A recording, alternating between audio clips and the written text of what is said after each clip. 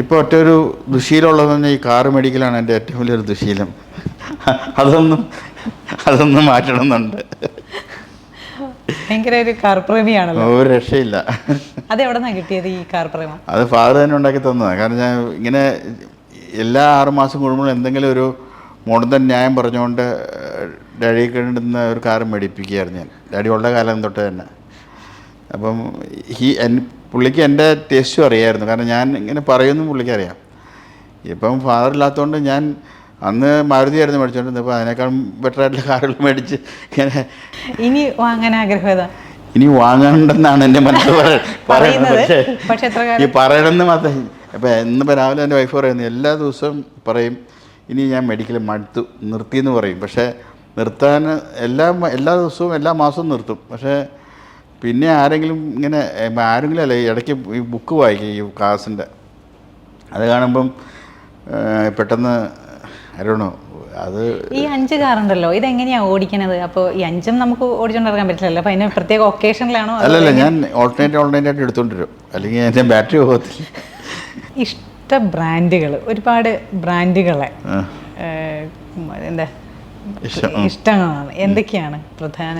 Louis Vuitton shoes, എൻ്റെ എല്ലാം brands എല്ലാം ലൂയി വിറ്റോണാണ്. Louis Vuitton AP. എന്താ അതിൻ്റെ ഒരു പ്രത്യേകത? എന്താ ഇത്? ഈ വാച്ച് ലണ്ടനിൽ ഉണ്ടാക്കിയതാണ്. അവർ ഈ സെലിബ്രിറ്റീസിന് മാത്രം ഉണ്ടാക്കുന്ന ഒരു കടയുണ്ട് അവിടെ.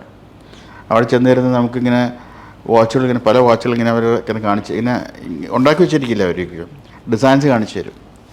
റോളക്സ് ഉണ്ടാവും, AP ഉണ്ടാവും, ഉൾസൺ നാടൻ ഉണ്ടാവും, ഹൂബ്ലോട്ട് ഉണ്ടാവും, അങ്ങനെ പല ബ്രാൻഡ്സ് ഇങ്ങനെ കാണിച്ചു തരും.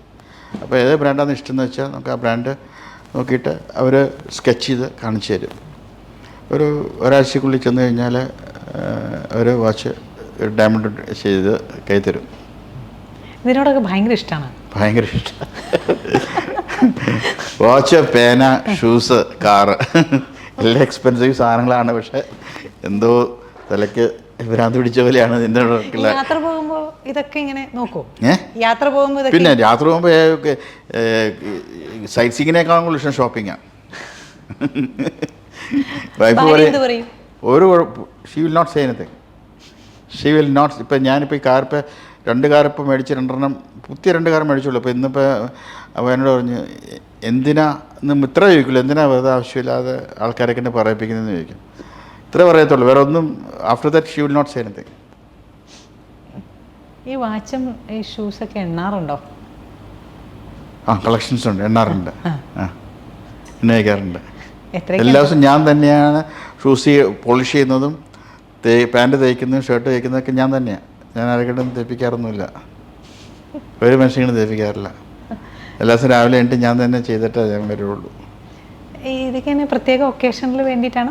അല്ലല്ല, എനിക്ക് എല്ലാ രാവിലെ ഷൂസ് റാക്കുണ്ടല്ലോ, റാക്കിൽ നോക്കിയിട്ട് പറഞ്ഞിട്ട്.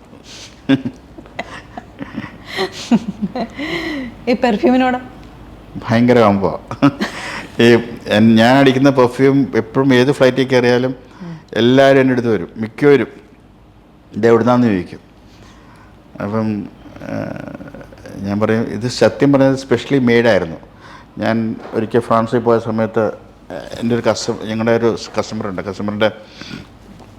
നമ്മൾ ക്യാൻ എന്ന് പറഞ്ഞ സ്ഥലത്ത് പോയി കഴിഞ്ഞാൽ ഇഷ്ടംപോലെ ചെറിയ ചെറിയ ഷോപ്സ് ഉണ്ട്, ഈ പെർഫ്യൂമറി ഷോപ്പ്. അവർ ഈ 2 മിനിറ്റ് കൊണ്ട് നമുക്ക് ബ്ലെൻഡ് ചെയ്ത് തരും. അപ്പോൾ ഒരു ബ്ലെൻഡ് ഉണ്ടാക്കിയപ്പോൾ ഞാൻ പറഞ്ഞു കുറച്ചുകൂടെ ഒന്ന് ട്യൂക്ക് ചെയ്യാൻ പറഞ്ഞു. അങ്ങനെ ട്യൂക്ക് ചെയ്ത് ഉണ്ടാക്കിയതാണ് ഈ സാധനം. അവസാനം വേറൊരു ബ്രാൻഡുകാരനത് മേടിച്ചു, ഈ പെർഫ്യൂം. അപ്പോൾ ഇപ്പോൾ മാർക്കറ്റിൽ ഫ്രീ ആയിട്ട് കിട്ടും, സുലഭമായിട്ട് കിട്ടും. ആദ്യം കിട്ടില്ലായിരുന്നു. അപ്പോൾ എല്ലാവരും ചോദിക്കുന്നത് എവിടെ നിന്ന് കിട്ടണമെന്ന് ചോദിക്കും. കാരണം ഞാൻ പറഞ്ഞു കൊടുക്കത്തുമില്ല. കാരണം വെച്ചാൽ ഇത് കൊടുത്തു കഴിഞ്ഞാൽ പിന്നെ നമ്മുടെ ബ്രാൻഡ് പോയില്ല. കാരണം ഇവിടെ എല്ലാത്തിലും ഉണ്ടല്ലേ ഈ ഒരു സ്പെഷ്യാലിറ്റി. നമ്മൾക്ക് ഇഷ്ടമുള്ള സംഭവം ഒരു കസ്റ്റമൈസ്ഡ് ആണല്ലോ. കസ്റ്റമൈസ്ഡാണ്.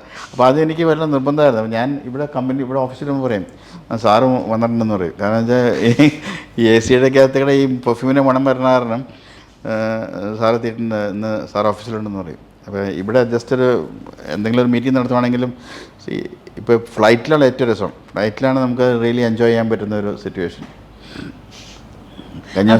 ഓപ്പൺ വിപണിയിൽ വരുമ്പോൾ നമ്മൾ ബ്രാൻഡ് മാറ്റുമോ? എല്ലാവരും ഉപയോഗിക്കും. ഇപ്പോൾ ഓപ്പൺ വിപണിയിൽ വന്നു, ഇപ്പോൾ ആൾക്കാർ ട്രേസ് ചെയ്ത് തുടങ്ങി.